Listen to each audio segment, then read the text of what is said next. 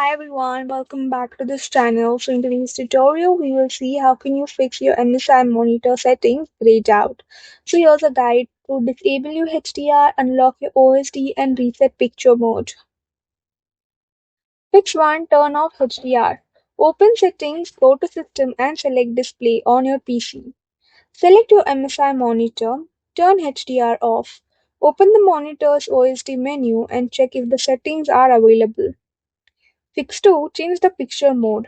Press the monitor's OSD joystick or button. Go to Professional or Image. Change the picture mode to User, Standard, or Custom. Check if the grayed out settings are now available. Fix 3. Turn off Adaptive Sync.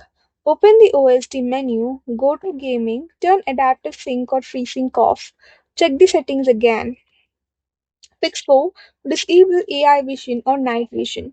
Open the OSD menu, go to Gaming or Professional, turn these features off. Try changing the settings again.